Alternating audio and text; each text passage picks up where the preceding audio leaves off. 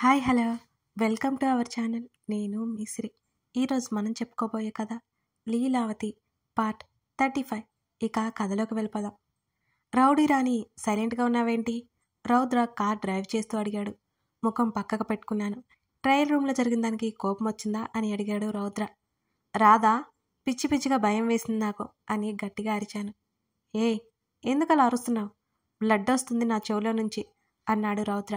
అంతేలే, నేను అరిస్తే బ్లడ్ వస్తుందట బ్లడ్ అని ఏడుపు నటించాను.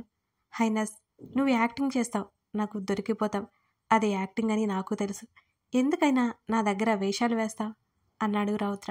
వెర్రి ముఖం పెట్టి చూశాను తనని. నిజమే, నేను యాక్టింగ్ చేస్తే ఈజీగా కనిపెట్టేస్తాడు, అచ్చు మా మమ్మీలాగా. అలాగేనండి అని ముఖం తిప్పుకున్నాను నేను వెటకారంగా చెప్పి. తను సైలెంట్గా కారు డ్రైవ్ చేస్తున్నాడు. నాకొకటి అర్థం కాదు, అడుగుతాను చెప్పు అన్నాను నేను.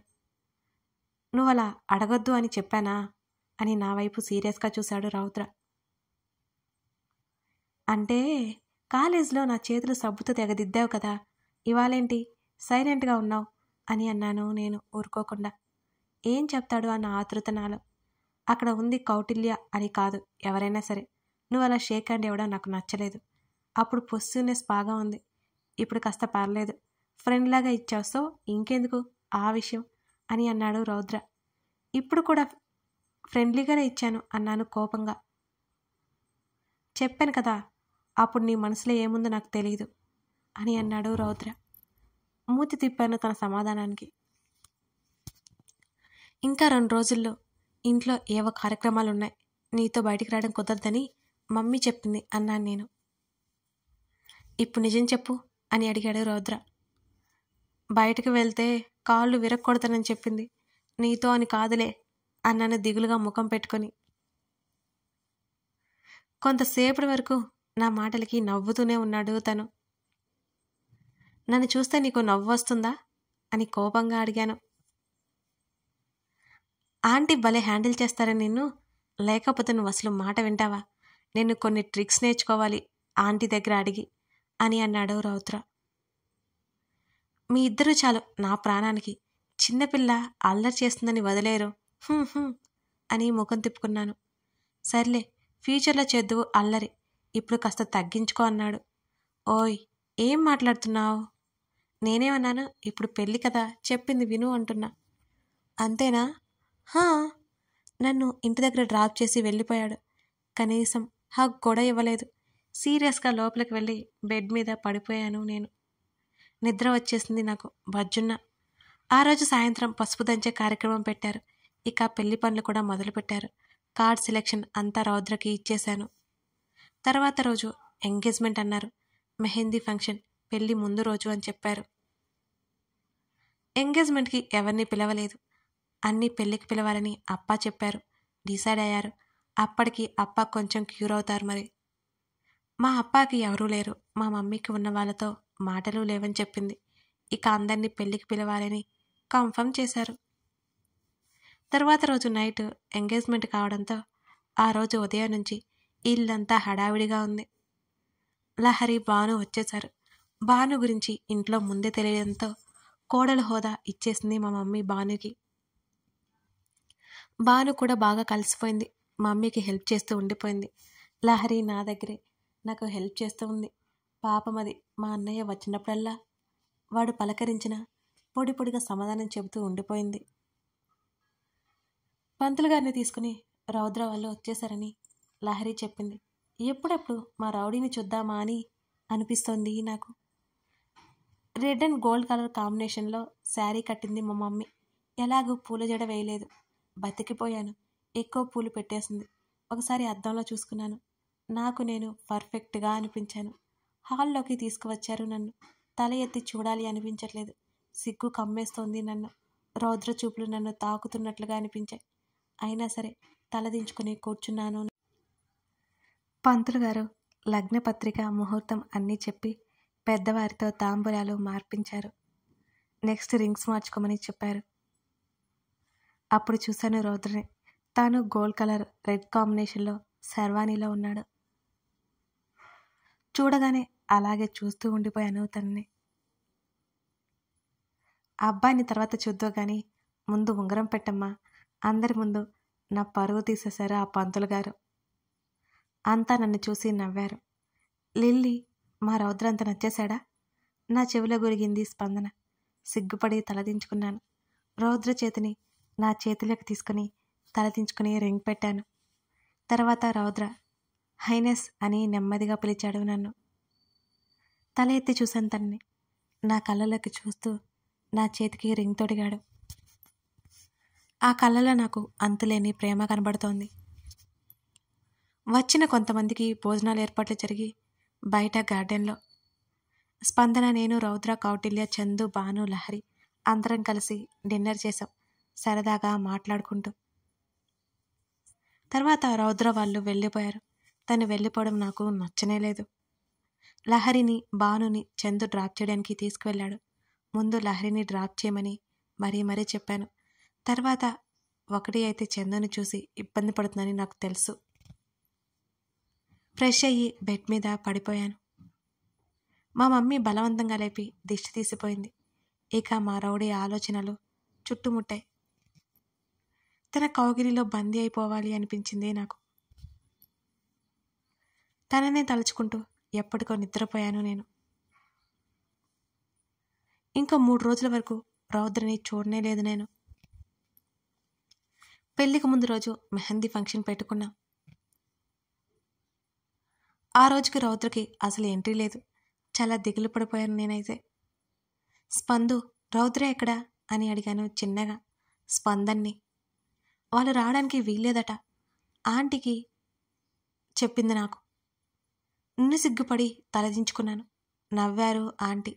నైట్ రౌద్ర నిన్ను కలుస్తాను అన్నాడు, నువ్వేం దిగులు పడుకో అని స్పందన నా చెవిలో చిన్నగా చెప్పింది. దానికి తెగ సంతోషపడిపోయాను నేను. ఎప్పుడైనా ఫంక్షన్ అయిపోతుందా, ఎప్పుడెప్పుడు అందరూ వెళ్ళిపోతారా అని ఆలోచించే లోపల ఎట్టకేలకు మెహందీ ఫంక్షన్ అయిపోయింది. నా అరచేతుల్లో అక్షరాలు, వాటి చుట్టూ అందమైన లవ్ సింబల్ RL, 2 చేతుల్లో 2 పేర్లు. చేతులను చూసుకుని మురిసిపోయాను. ఆ రోజు రాత్రి త్వరగా పడుకున్నారు మమ్మీ వాళ్ళు. తర్వాత రోజు రౌద్ర వాళ్ళ ఇంటికి వెళ్ళిపోవాలి అని. మా మమ్మీ ఊరికే ఏదో ఒక పని చేస్తూ నైట్ అంతా మెలకుగా ఉంటుందని మా చందు హెల్ప్ చేశాడు. మా మమ్మీ అంటే ప్రాణం వాడికి. 11 గంటల టైం అయింది. నేను నిద్రపోకుండా రౌద్ర ఫోన్ కోసం ఎదురు చూస్తున్నా. మెహందీ కడిగేశాను. భలే పండింది నాకు. రౌద్ర మంచోడు, అందుకే ఎర్రగా పట్టిపోయింది. పండకపోతే ఏం చేసేదానివి? నా ఇన్నర్ కమింగ్. అప్పుడు రౌద్ర నా చేతుల్లో అయిపోయేవాడే అన్నాను నేను. ఏడ్చావులే అంది అది. ఏయ్ అనగానే అది జంప్ అయిపోయింది. లిల్లీ, కమ్ అవుట్ సైడ్ అని మెసేజ్ చేశాడు రౌద్ర. మేఘాల మీద హాల్లోకి వెళ్ళి ఎవరు చూడకుండా పిల్లిలా నెమ్మదిగా బయటికి వెళ్ళిపోయాను నేను. అప్పటికే కారుకి ఆనుకొని నిలబడి ఉన్నాడు రౌద్ర. మా ఇంటి పక్కన చెట్టు కింద వెళ్ళి అమాంతం హత్తుకున్నాను తన్ని. నా చుట్టూ చేతులు వేసి మరింత గట్టిగా హత్తుకున్నాడు తను కూడా. నా ముఖం చేతుల్లోకి తీసుకుని నా నుదుటి మీద ముద్దు పెట్టుకున్నాడు రౌద్ర. మళ్ళీ హత్తుకున్నా. కొంతసేపటికి అలాగే ఉండిపోయామిద్దరం. చాలా మిస్ అయిపోయాను నేను అని అన్నాను. తల ఎత్తి చూశాను తనని. నేను కూడా అని నా ముఖం ముందుకు పడుతున్న హెయిర్ని సెట్ చేశాడు. ఇంకొక రోజు ఆ తర్వాత నాదాని వైపుతావు పూర్తిగా అని అన్నాడు తను. నాకు ఆనందంతో కన్నీళ్ళు వచ్చాయి.